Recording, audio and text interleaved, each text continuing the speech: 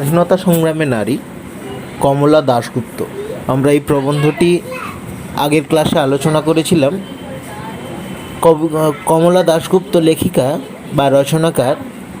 তিনি নিজেই ভারতবর্ষের স্বাধীনতা আন্দোলনের একজন মুক্তিযোদ্ধা বা অন্যতম সৈনিক।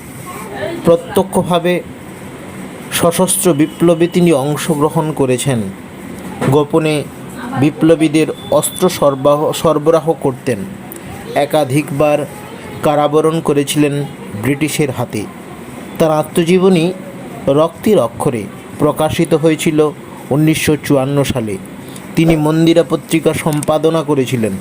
স্বাধীনতা সংগ্রামে যে সমস্ত নারী অংশগ্রহণ করেছিলেন তাদের জীবন ও লড়াইয়ের ইতিহাস রাখা হয়েছে তার স্বাধীনতা সংগ্রামে বাংলার নারী নামক গ্রন্থে। পাঠ্য রচনাংশটি তার সেই উল্লেখযোগ্য গ্রন্থ থেকে নেওয়া হয়েছে বা সংগৃহীত হয়েছে। লেখিকার কলমে উঠে এসেছে স্বাধীনতা সংগ্রামে নারীর গুরুত্বপূর্ণ ভূমিকা। আমরা দেখি ভারতবর্ষের ইতিহাসে পুরুষের সঙ্গে সঙ্গে নারীরাও হয়ে উঠেছেন সহযোদ্ধা বা বীরাঙ্গনা। তারা মূলত তাদের ত্যাগের মধ্য দিয়ে স্বাধীনতা আন্দোলনের অন্যতম সৈনিক হয়ে উঠেছেন। ভারতের স্বাধীনতা সংগ্রামের ইতিহাসে আমরা বহু নারীর আমরা পরিচয় পেয়েছি। উল্লেখ্য বীরাঙ্গনা মাতঙ্গিনী, প্রীতিলতা ওয়েদেদার। পাঠ্যাংশে আমরা দেখি রচনাকার বা লিপিকার শিল্পী কমলা দাশগুপ্ত, বিপ্লবী কমলা দাশগুপ্ত। তিনি দুটি বীরাঙ্গনা নারী, বিপ্লবী নারী ননিবালা দেবী এবং দুকড়িবালা দেবীর সম্পর্কে আলোকপাত করার চেষ্টা করেছেন। ননিবালা দেবী জন্মগ্রহণ করেছিলেন 1888 সালে হাওড়া জেলার বালিতে। তার পিতার নাম সূর্যকান্ত ব্যানার্জি, মা গিরিবালা দেবী। 11 বছর বয়সে বিয়ের পর 16 বছর বয়সে তিনি বিধবা হন এবং বাবার কাছেই ফিরে আসেন। বিপ্লবী অমরেন্দ্র চ্যাটার্জির কাছে বিপ্লবের দীক্ষা পেলেন ননিবালা দেবী। সম্পর্কে তিনি ছিলেন ননিবালা দেবীর ভ্রাতুষ্পুত্র কে অমরেন্দ্রনাথ চ্যাটার্জি। এই সময় দেখা যায় যে অমরেন্দ্রনাথ চ্যাটার্জি তার বাড়িতে আশ্রয় নেন এবং পুলিশের আক্রমণ হঠাৎ ঘটায়। তিনি পালিয়ে যান, গ্রেপ্তার হন রামচন্দ্র মজুমদার। আশ্চর্যের ব্যাপার, ননিবালা দেবী এই সময় নিজের সুখ শান্তি সংসার বিসর্জন দিয়ে তিনি ভারতের বিপ্লববাদে নাম লেখান দেশের মুক্তির জন্য। তার প্রথম বিপ্লবী অভিযান দেখা যায় রামচন্দ্র মজুমদারের স্ত্রী সেজে রামবাবুর সঙ্গে প্রেসিডেন্সি জেলে ইন্টারভিউ নিয়ে জেনে এলেন পিস্তলের গুপ্ত খবর।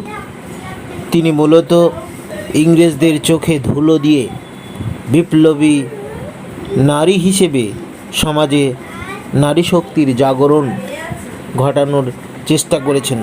তার এই ত্যাগ বা নারী মুক্তিপথের আন্দোলন নারী শক্তিকে উজ্জীবিত করেছে। এই সঙ্গে আমরা এই প্রবন্ধে দুকড়িবালা দেবী নামে আরেকজন বিশিষ্ট বা বিদুষী নারীর পরিচয় পাই। তার জন্ম 1887 সালে বীরভূম জেলার নলহাটি থানার ঝাউপাড়া গ্রামে। পিতা নীলমণি চট্টোপাধ্যায়, মা কমলকামিনী দেবী। স্বামী ছিলেন ঝাউপাড়া গ্রামেরই ফণীভূষণ চক্রবর্তী।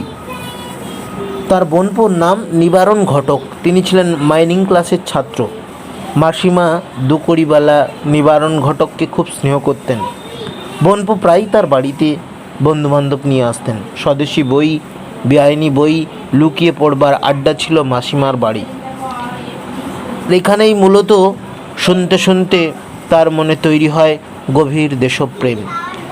দেশ গড়া, দেশ মুক্তির স্বপ্নে তিনিও তন্ময় হয়ে পড়েন, নিজে ঝাঁপিয়ে পড়েন সর্বসুখ বিসর্জন করে।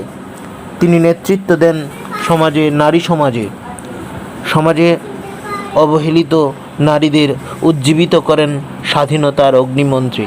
এইভাবে এইভাবে ভারতবর্ষের নারী সমাজকে শক্তিশালী ও সংঘবদ্ধ করে তুলেছিলেন ভারতীয় সংগ্রামী এই নারী শক্তি। এভাবেই প্রাবন্ধিক তার প্রবন্ধে আলোকপাত করেছেন বাংলার নারীকে। তিনি সম্মানিত করেছেন যে পুরুষের সাথে সাথে নারীরাও ভারতবর্ষের স্বাধীনতা আন্দোলনে সহযোদ্ধা হিসেবে মুখ্য ভূমিকা পালন করেছেন। হ্যাঁ, তোমরা প্রবন্ধটা মন দিয়ে পড়বে, বারবার পড়বে, বুঝে বুঝে পড়বে। পড়ার পর তোমরা অনুশীলনীর হাতে কলমে পৃষ্ঠা নম্বর দেখো 93, এখানে দাগ নম্বর 3-এর 3-1 এবং 3-2 প্রশ্নের উত্তর লেখার চেষ্টা করবে। তারপরে দেখো 9-এর দাগে কারক ও বিভক্তি নির্ণয়, এগুলো তোমাদের ব্যাকরণে দেওয়া হয়েছে, সেগুলো তোমরা অনুশীলন করবে। আর এক কথায় প্রকাশ, এই কয়েকটা দাগে প্রশ্ন উত্তরগুলো করে ফেলো। 3-1, 3-2, 9 আর 10, তারপর তোমরা লিখে পাঠাও।